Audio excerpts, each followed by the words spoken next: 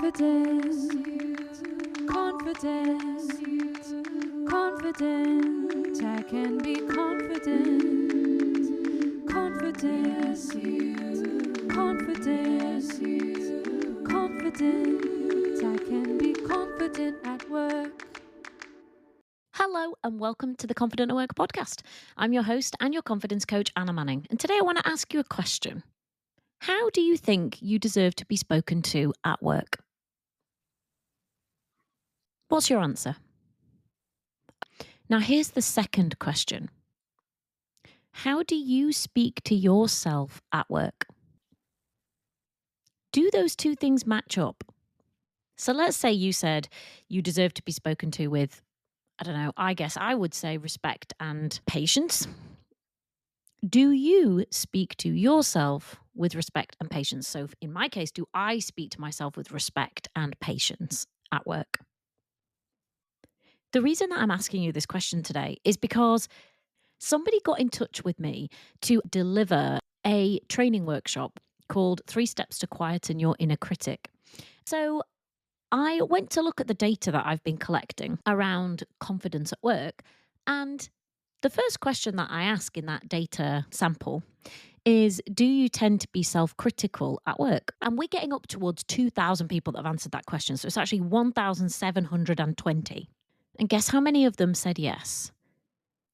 87.4% of people who answered that question, do you tend to be self-critical at work, said yes, they do. And I've talked about this issue before, but I feel like this is the issue that I'm going to talk about until your ears bleed and until I am cold and dead in my grave. I will be talking about this issue. And it's kind of nice for me to now have some stats to back this up. Could you honestly say to those two questions that I asked you at the beginning of the episode, how do you think you deserve to be spoken to and how do you speak to yourself? Do they match up? Do they align? Is that voice that you hear inside your head speaking to you the way you deserve to be spoken to? Apparently, for 87.4% of people who answered this question, their answer is no. So if your answer is no, not quite, then you're in really good company. This is pretty normal. And this was my experience too. If you've been listening to the podcast for a long time, you'll have heard me talking about this. I used to berate, be mean, be rude, be harsh. Honestly, the critical voice inside my head, the way I spoke to myself was just the pits. It was terrible and it was fairly constant. And I didn't even know that that was a thing that I had any choice over. I never even knew that it would be something that could change or even should change. But it can change. So if you think you deserve to be spoken to in a certain way, but right now you're not speaking to yourself in that way, then that can change. It's changed for me. It's changed for loads of clients that I work with. And believe me, when it does, there will be a benefit to your life and to your working life and your working day. This isn't going to be a long episode today, but I hope that it will be a powerful one for you. If your answers to those two questions weren't the same, how do you deserve to be spoken to and how are you speaking to yourself, then maybe you've got a little bit of work to do. Maybe you could put that down on your development plan for the year. If I ruled the world, if I ruled the work world, I would ensure that everybody's personal self-management was included within their development plan. Because most of us, our self-management, including the way we speak to ourselves, leaves a lot to be desired. And it does have an impact. It has an impact on our productivity. It has an impact on our confidence. It has an impact on our happiness. When we're being critical, it activates the same stress response inside us as it does when somebody else was being critical towards us. And we know that when that stress response is activated, it's much more difficult to use our executive functions. So the things that are responsible for organizing, planning, prioritizing, strategizing, regulating our emotions. All of that is more difficult when that stress response is activated. And we know that if you're being criticized, that stress response is being activated. So if you're being criticized all day, every day by the voice in your head, it is having an impact on you. It's not nothing. And I want you to know that.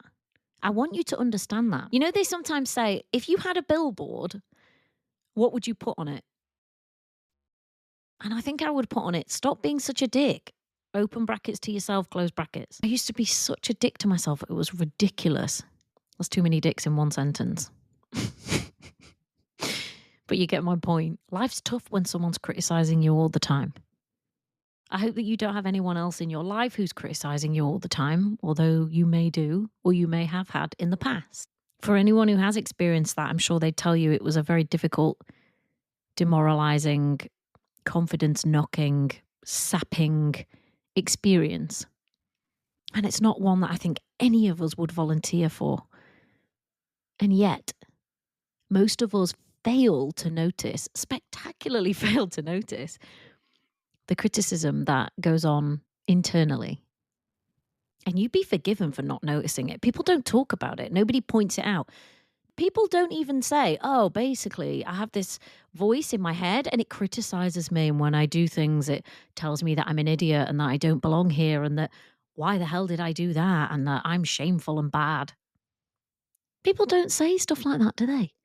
Well, at least not in the part of the world that I live in, at least not in the UK. People don't go around saying that.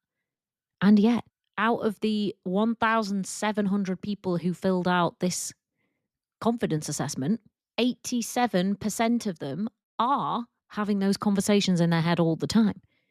But they're not telling you, just like when you hear that inner criticism, you're probably not telling anyone else either.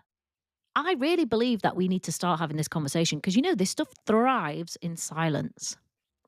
If you're listening to this episode and you were like, yeah, my answers to those 2 questions you asked me at the beginning didn't match, I speak to myself in a way that I wouldn't want or expect somebody else to speak to me. Maybe it's time to do a little bit of work on that. And you can. There's a really good episode. I think it's way back in the annals. I think it might even be episode 2. 3 steps to quieten your inner critic. And if you think, gosh, is there 87% of people in my workplace who are being self-critical? The answer's probably yes. I mean, you could find out by anonymously surveying them, but you'd find out the answer was pretty high, typically. But as to whether people are getting any support with this, the answer is usually no, because nobody even has noticed that it's happening. So whilst in our workplaces, we get support with all kinds of things, this is just not on the agenda yet. I think it will be in the future, especially if I keep talking about it enough on this podcast. If you think you could do with some of this work within your organization, then have a chat to me. This all started because an organization came and said, can you run this 3 steps to quiet your inner critic session for our organization? And I said, yes. I wanted to give them an idea of the potential scale of the problem.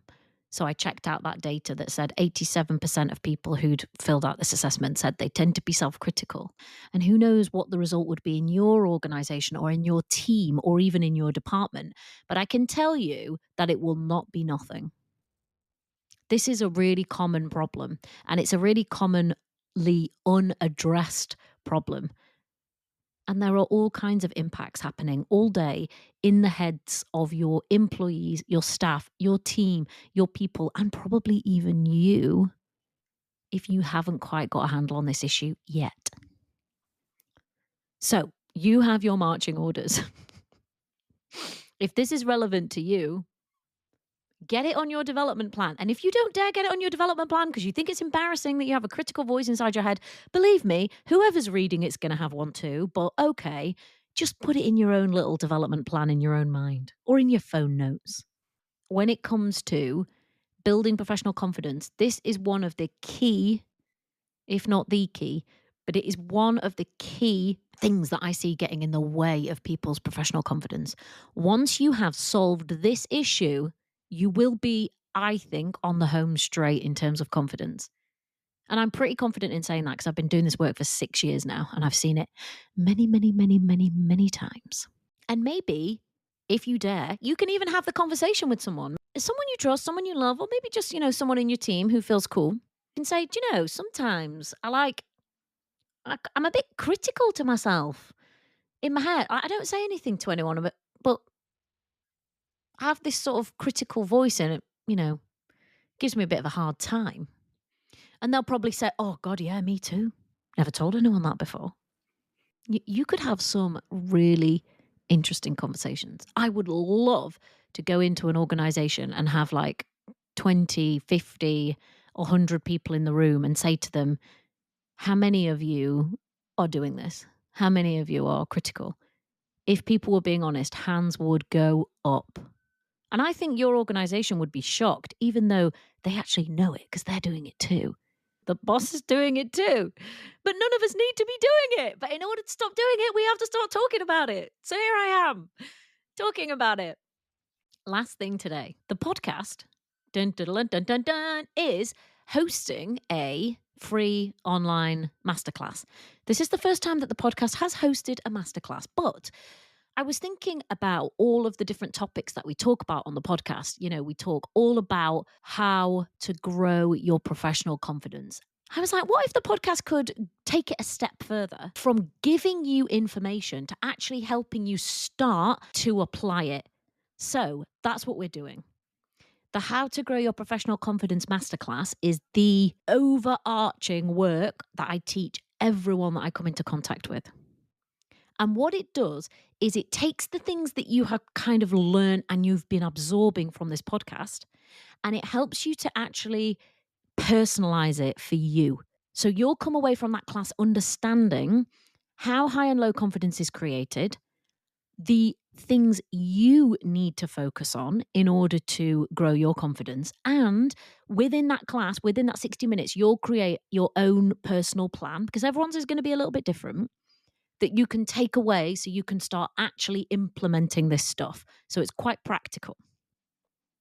Everybody who listens to the podcast is invited. I will leave a link in the show notes. If you want to share this within your networks, within your LinkedIn people, within your organizations, then please do. The more people that we can arm with this knowledge, the more professionals we can arm with this knowledge, the better. So please do share it. And come along, be in the class with us live. It's going to be on Monday, the 28th of October. If you can't join live, sign up anyway because you will get a replay. Last week, I threw down a challenge. Last week's episode was about how to say no. And I threw down a challenge and said, can you say no to one thing that you actually don't want to do before next week's episode? And I did it. I took the challenge too. I did it. I said no to something that I thought I was going to say yes to. And then I remembered my challenge and I was like, I actually don't want to say yes to this. So I'm going to say no. And I did. And it was okay. Took me a bit of time to do it. It took a tiny bit of rumination afterwards. But all in all, it was okay. The sky didn't fall in. And I think I would do it again. So hopefully I'm off to the races with that one. I am developing alongside everybody else on my ability to say no because I don't think I'm quite there yet with it. In fact, I know I'm not. Did you do the challenge? Did you say no to something? If you want to take the challenge again this week, feel free. If you want to tell me about it, feel free. But go to the link in the show notes now and sign up for that How to Grow Your Professional Confidence class hosted by the Confident at Work podcast. And I will see you in next week's episode. Bye. Confidence, confidence, confident. I can be confident. Confidence, confidence, confident. I can be confident at work.